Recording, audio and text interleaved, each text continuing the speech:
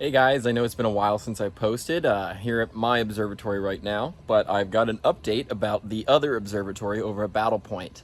I just wanted to let you guys know that tomorrow we're going to be doing a big live stream as it's one of our biggest days in our history out at the observatory. We've been working on a project for about the better part of 2 years now of replacing our old telescope in the dome with a brand new system.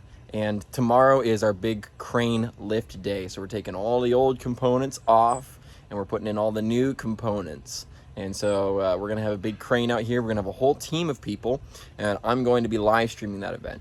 So if you guys want to tune into that, it's going to be starting probably around 8 or 9 o'clock tomorrow morning, Pacific Daylight Time.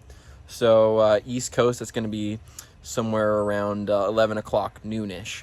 So anyways, if you guys want to tune into that, it's going to be here on this channel and it's going to be live for most of the day. So I hope you guys can stop by, tune in, say hello, and see what's going on.